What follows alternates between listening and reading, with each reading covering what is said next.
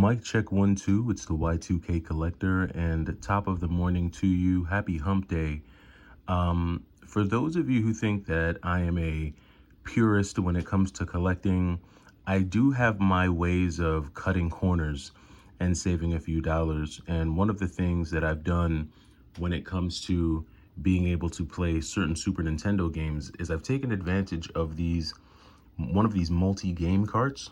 So this is one of those cartridges that packs about 120 of some of the most popular Super Nintendo games and some of the most fun Super Nintendo games. And then it also throws in a few games that you may or may not have heard of in there. In fact, I think they even throw some Genesis games on here, which I thought was pretty interesting. But this is one of the cartridges that I use when I don't feel like having a stack of Super Nintendo cartridges, because it allows me to play a bunch of different games just by resetting the system and selecting a different game. And I genuinely appreciate what this cart does for me in terms of just allowing me to have all these games on one cart.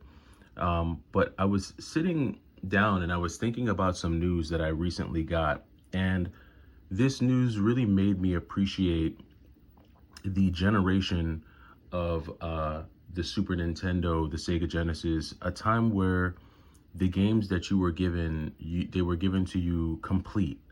There was no in-game purchases. There were no extra add-ons. There were no trophies. The only trophies that you got were, the three initials that you got to put on the leader scoreboard if it was a game that there were score rankings and things like that. And I really appreciate this time because things were a lot simpler then. I recently got news that there was a boy, it was on the news, and it looks like this happened on the East Coast, where there was a young boy who was told that he could no longer make any more in-game purchases when playing his video games.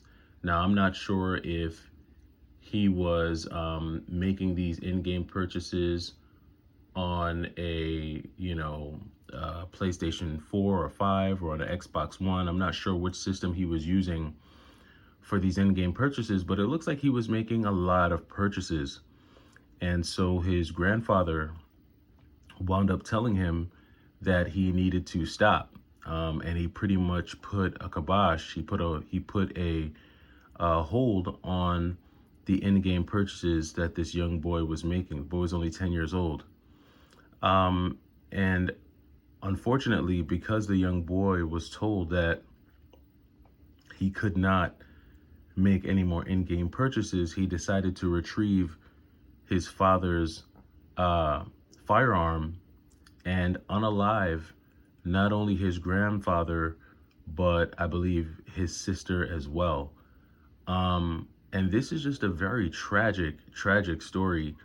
When I hear things like this, and obviously this is a very extreme case of a young person, of a little boy who just probably has issues deeper than video games. But this is some of what is coming out of, these in-game purchases.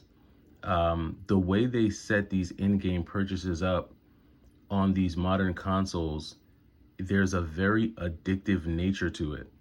A very, very addictive nature to it. And to be quite honest with you, I don't even feel that, based on the quality of games that we get today, that we should have to pay anything more than the sticker price for the game. I don't understand why there would be a game that I would go spend $60 to $70 on, take that game home, only to have to pay for more things while playing the game. I remember back in the day when you earned in-game, like the spending points for a game, you earned that by actually playing the game, not by pulling out your credit card, your debit card, and adding actual real physical money into a video game. And I think that this is going to be a real challenge for a lot of families and a lot of parents moving forward whose children feel like they're not able to keep up with their friends unless they're spending money to buy upgrades and upgrade armor and upgrade this and buy treasure boxes and the whole this, that, and the third. And it's turning online gaming into this arena where the folks with the most money win. And to me, that's just extremely lame. I feel like things were better and times were better when the concentration was on the actual gameplay, playing the game, beating the game, developing your skills in the game, proving that you had mastered the game. And that's really the beauty of retro video games. Games like Super Nintendo games, even PlayStation 2 games, and maybe to some extent, PS3 and 360 games, because while yes, you could go online with 6th gen games, I think 7th gen took it definitely to the next level. And while you did see a lot of these elements when it came to 7th gen games, 8th and 9th gen are just going to take it to a whole new level. And I think we, in some ways, need to get back to the basics of what video games are meant to be. They're not meant to be this place where children go and blow all their parents' money trying to buy things that you should be able to earn by playing the game. That's it. I think this whole purchasing premise is dumb.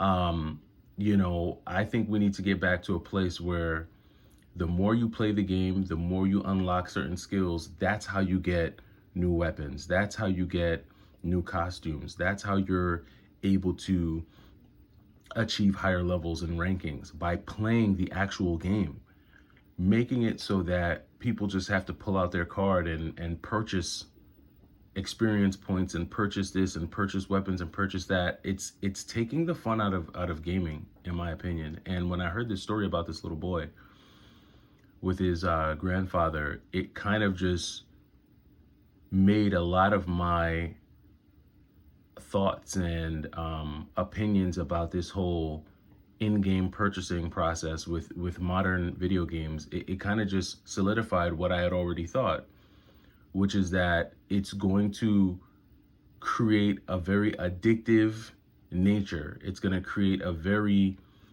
toxic environment for young people trying to play these video games. And I think in large part, we just need to get back to the basics. I had a video yesterday that I put out about Sony, and a lot of people are talking about Sony and their recent flops.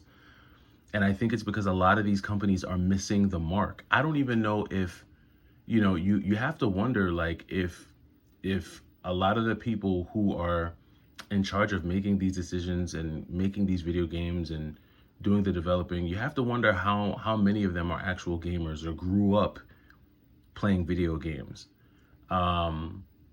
I'm talking about playing old school games. It's just rough to hear, and it's sad to hear that video games was the cause for such a tragic incident. But let me know what you think down in the comments. Do you think gaming is going off the rails? Do you think we need to get back to the basics to a degree? And what do you think about these in-game purchases? I'm interested to know your thoughts. It's the Y2K Collector. Happy Hump Day.